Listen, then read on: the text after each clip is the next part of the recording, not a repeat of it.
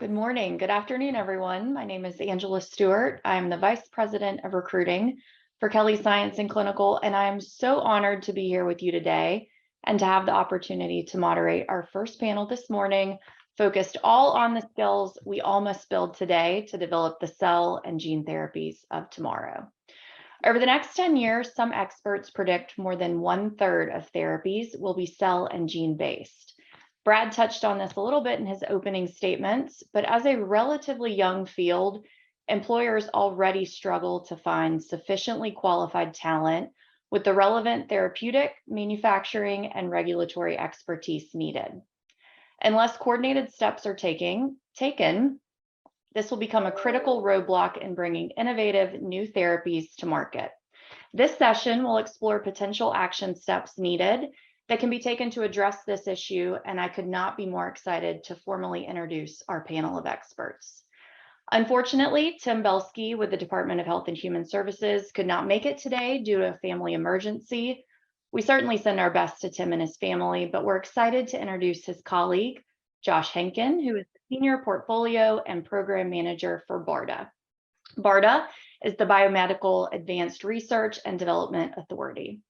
Josh is also a career coach and is regularly asked to speak at events just like this. We are honored to have him here today. Thanks so much, Josh.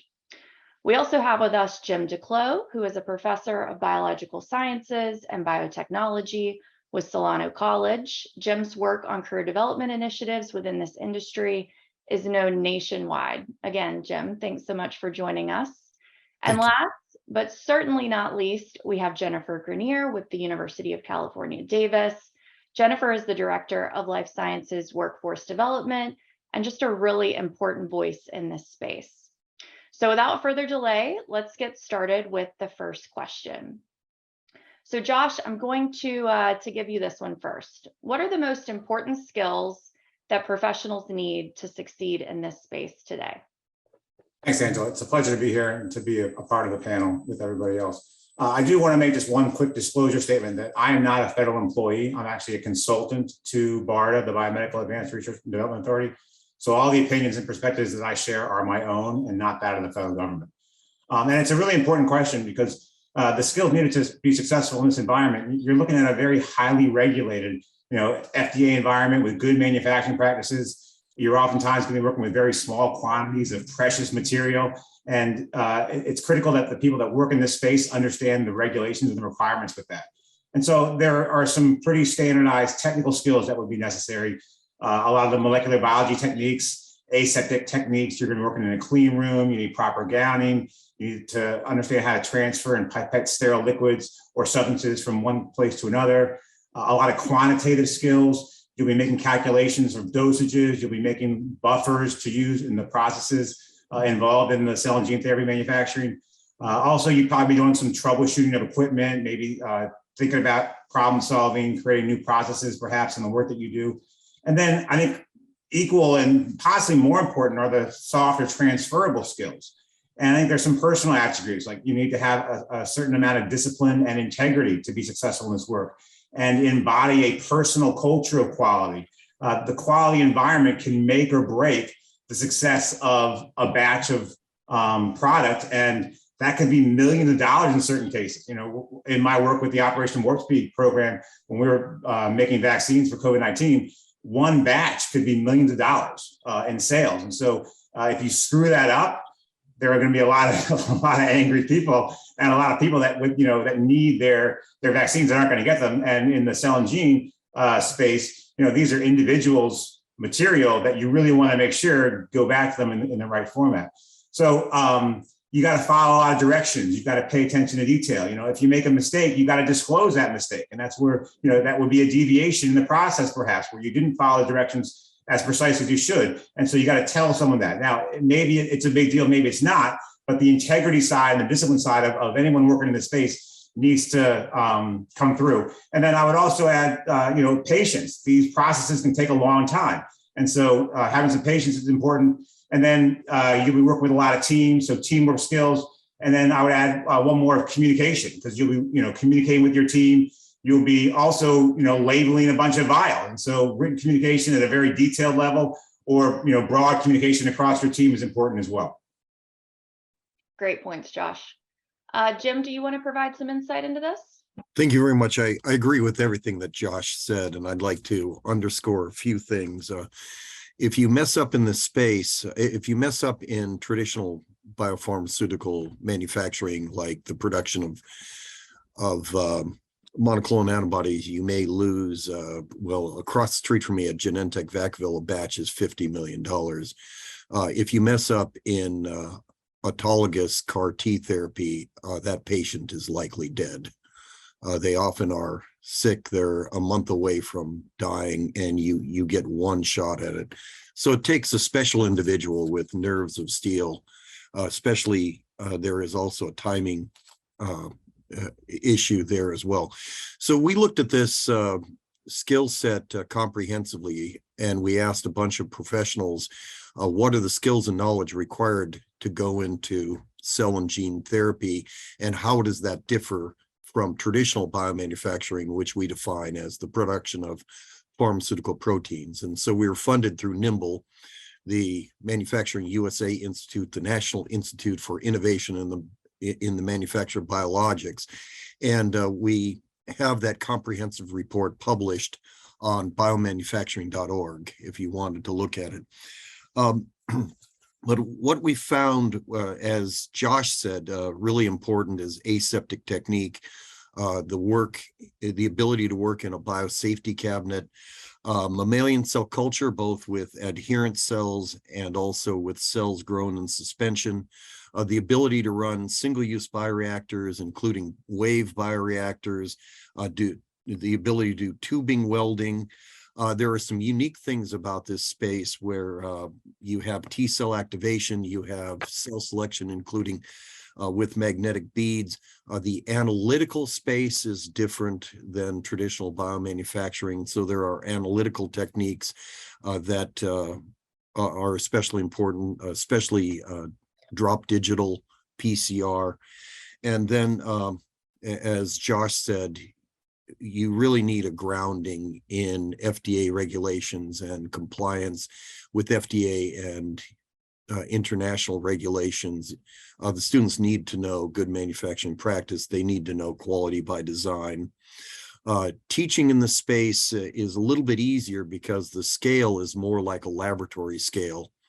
And it isn't like the 12,000 liter bioreactors or the 25,000 liter bioreactors that Genentech has across the street from me. And so many colleges have been trying to put together training programs that will take people through this and give them the skills and knowledge. They need to know immunology, they need to know basic virology, and we have developed exercises to have them produce viral vectors using insect cells and to transduce cells. And so I think the more hands-on skills that they can get, the better that they are. And let me add that I always have this philosophy that the more grounded a student is, a graduate or a trainee is in the fundamentals, first, the better they'll be able to troubleshoot if something goes wrong. And second, I think there'll be much greater job satisfaction if you aren't just following a standard operating procedure and you know what's going on from beginning to end, and you know your role in the production of these important therapeutics. Great points. Jennifer, do you want to close us out on this question? I think Josh and Jim contributed a lot, and I think that the main thing I would add is that the pace of change in not only in this industry but in the workplace in general is more accelerated than it has ever been, and so I think being able to be adaptable and flexible is super important, and the skills that may be important today may not be the same skills that are needed a few years down the line in your job. And so I think the ability to reskill and upskill and to be continually learning new things is going to be a really important part of career success in cell and gene therapy for sure, moving forward. Yeah, Jennifer, that leads right into question number 2. So how do you expect the skills that employers look for in candidates will change in the next 5 years? And Jim, let's start with you on this one.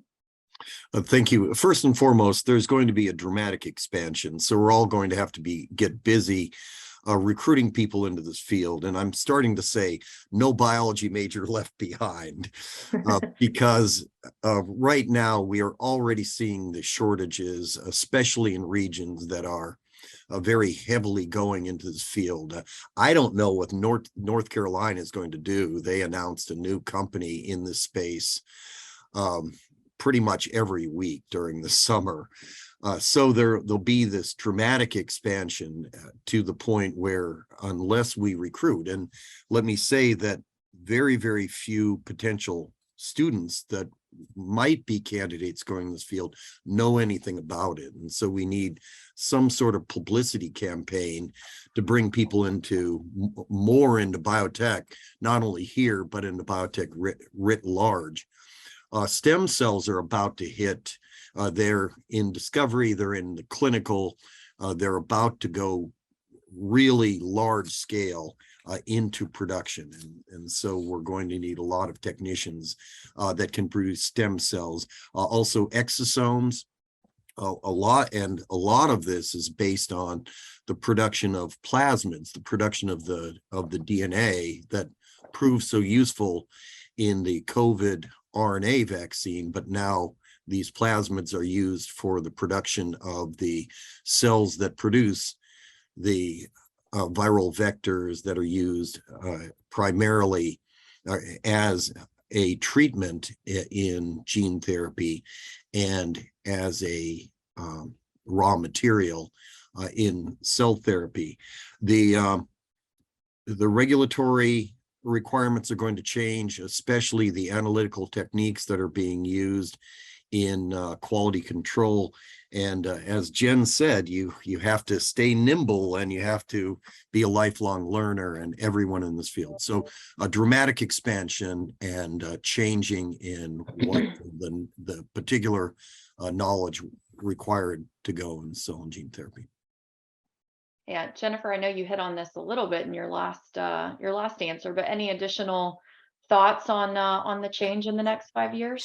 Sure. Well, so the fourth industrial revolution is going to be characterized by huge advances in things like artificial intelligence, robotics, automation. So skills in these areas are going to be increasingly in higher demand. And these technologies generate tons of data. So skills in data science, data management, data analytics, these are going to be highly valued skills in the coming years. They currently are, and I think these are going to be higher demand skills as we go. And I think people who have data management skills, data science skills, and also have a really good grasp of the biology behind the data are really going to be super important in the cell and gene therapy space. Yeah. Josh, do you want to provide your thoughts on this one? Sure, and I'm probably just echoing a few points that have already been made, but I think we talked about the desire to grow and learn on the job. But I think for people that are attending this webinar, demonstrating your ability to show that you can grow and learn will be important for you to tell an employer you have the ability to do that. And then I think the future looks at a lot of technology, automation. I'm not even sure we know what the next type of equipment will be 5 years from now. And so the job will change. So what we're doing today may be different than what we're doing tomorrow, but understanding programming, computers, robotics, artificial intelligence, leaning in towards where the future of technology is going is going to be critically important for you to have the right skills at the right time to be successful in this industry. Yeah, some great points. Let's move on to the third question. What resources are available to job seekers who wish to develop their skills and position themselves for the future of cell and gene therapy? Jennifer, let's start with you on this one. Sure. Well, so there isn't yet an abundance of formal education programs in cell and gene therapy, but there are a few. We have a cell and gene therapy manufacturing program at UC Davis in the continuing and professional ed division. Solano Community College has a cell and gene therapy certificate that's an add-on to their excellent industrial biomanufacturing program. And there are other short courses offered both online and in person in various aspects of cell and gene therapy manufacturing. You can get a good sense of what's out there by visiting the NIMBLE website. NIMBLE is the National Institute for Innovation in Manufacturing Biopharmaceuticals. And they have a pretty substantial broad list of training opportunities that are out there. But there are other ways to learn about this field, for example, through webinars that are put on by various professional organizations. For instance, the Alliance for Regenerative Medicine. If you go to their website, they have a variety of archived webinars and upcoming events that cover various aspects of cell and gene therapy, where you can learn about a lot about what's going on in the field. And finally, one of my favorite ways to learn about jobs and roles in the industry, or any industry really, is to talk with people who are doing it. My advice is to do as many informational interviews as you can with people in different roles, working in different companies. And if you're still in college or recently graduated, don't forget your academic network.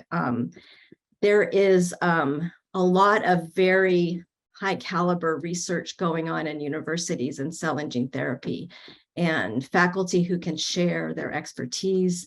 And there are a lot of job opportunities as well in the academic sector, both in research and in clinical trial support.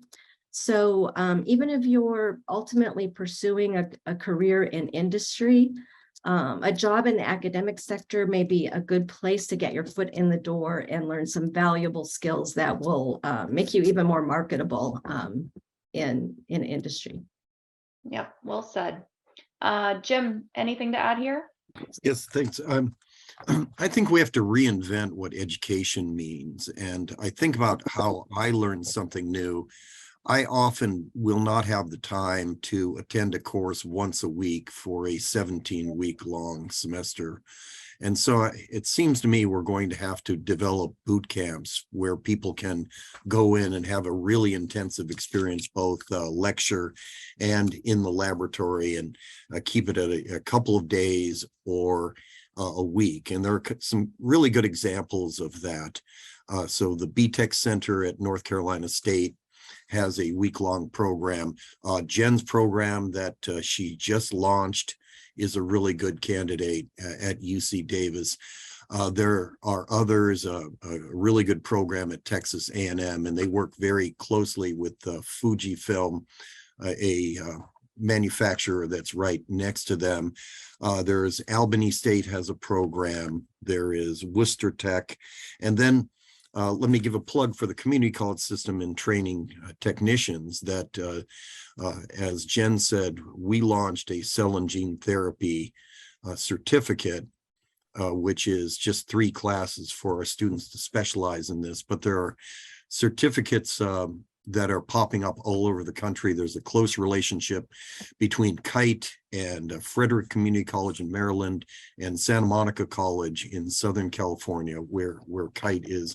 There's a close relationship with Shoreline Community College in Washington State and Bristol Myers Squibb, that used to be Juneau, in Washington State. And then there are emerging programs in Texas, especially around the Houston area, with Lone Star Community College. And so these programs are coming in. It turns out that they're expensive, but the community colleges can handle them. They can get the appropriate equipment and the appropriate expertise. So we have to train more trainers and then dramatically expand this training around the country. Yeah. Josh, do you want to add your thoughts? Sure, and Jennifer and Jim are the experts when it comes to education because they're both in academia. But from the perspective that BARDA and my insight to industry looks at things, there's a difference between education and training. And it depends a lot on what the audience is looking for, because you could find a 8-week boot camp that might give you enough skills to actually be a good entry-level worker at a cell and gene therapy facility, or you could spend time doing a 2 or 4 year degree, which is more education-based. And they both play a role in what an individual is looking for. And there's a huge shortage of employees, as we talked about. And so sometimes I think the training in these shorter boot camps might get someone off the ground quicker into these roles. And there's a lot of opportunity to grow once you are within a company. BARDA does a lot of work with the NCTM that Jim mentioned in Texas, with in partnership with Fujifilm Diosynth. And that program is fairly well established, and they have a bunch of shorter term training programs, which are different than education programs. And I think that there are a bunch of these education programs across the country, and BARDA is looking at how do we bring some of these together and increase the demand for students to help them get into these programs and to get the training required. And some of the challenges that are faced right now is, what's going to make you want to leave your current job and take a risk and stop getting paid and go into a training program, let's say, or an education program. And there are a bunch of communities that are providing assistance to that, and there are paid internships. And so if people are looking for the right opportunities, they do exist, but they're hard to find. They only are in pockets of the country. And so I think, we are looking in general at how do we solve this problem. And there's, it's a multifaceted, very challenging problem. And, feeding in the workforce is critically important. And so everyone who's actually attending this webinar, if you're interested in getting involved in this career field, there's a lot of opportunity for you. How you navigate where you go next, I think, depends on what you're looking for. Is it an education training program? Is it an education program or a training program? And there are municipalities that are providing incentives for people to get into these training programs, and they have partnerships with companies in the regional areas to do internships in those locations, and then hopefully those turn into jobs. And so there are a lot of really good programs out there. Nimble is a great website that shows them. You can look at your local or regional community economic development center. They have a lot of information. And to piggyback on what Jennifer said, I think if you're unsure what you want to do next, the informational interviewing is a critical skill. And I encourage people to either join LinkedIn or look at their LinkedIn profiles, find people that are currently in the industry that are doing the work that you think you may want to do, and then reach out to them and ask for an informational interview and start to learn a little bit more about the industry and about what the job is like, because it's a very different job perhaps than what you have now, and understanding the expectations ahead of time before you go in will be important so that you don't jump into a career field that you're not quite sure what you're getting yourself into. Yeah. I view it as both are important. And that's me. I do both training and education, but education is for the long-term. Training is sort of to get you in for the short term. And the way I think about it is you want to build a pathway where someone who is pursuing a career can jump out for additional training, can jump back in, depending on what their family needs are, can pursue their education while they're on the job. And again, it isn't mutually exclusive, but it's part of this continuum, I think. What we've done here at Salona College in Northern California is we have reached out and articulated with high school biotech programs, and then we have 3 certificates, and then we have an associate's degree, and then a seamless transfer into bachelor's degree, and then we've negotiated with 6 different universities. So it's a pathway from high school through PhD with multiple entry and exit points. And so people wherever they are can jump in. And the training is important for biology majors, because often biology majors, they know the fundamentals, but they don't know this field. And so we can bring them in by giving them training. And then likewise, someone who goes through the short-term training and who is in an entry-level job, what the companies can do is provide them with the education that will enable them to broaden their knowledge and to move up and have upward mobility within the company. And so we have to weave these different approaches together, I think. Yeah, agreed. It looks like we might have time for an audience question. So I'm going to pose one to y'all. I don't know that we'll have a chance to hear from all of you, but if someone wants to take this one. The question was, are there any recommendations for individuals with a science background that want to move into the business, admin, or operations space rather than be at the bench? Any of y'all can take this one. Well, I'll start. What I've noticed at conferences, and there's a big one in Boston, the BPI conference, is that a lot of the folks that are on the business end will attend additional training to get grounded in the science. And so I think grounding in the science is important before you go into the business side of it. But what I've found to be very useful is the looking at the American Society for Quality and looking at the quality aspects and just the fundamentals of quality, and how do you assure that your quality assurance department will set up robust procedures so that your folks can't make a mistake. And so just that whole quality grounded in the quality movement, I think would be an important thing to look at. Jennifer, Josh, anything y'all want to add? Sure, I can jump in. This is work I do oftentimes in my career coaching business, is helping people transition from an academic lab role into a business type role. And I think a lot of this comes down to is knowing what position descriptions are, knowing job titles, understanding what the opportunities are that are available to you.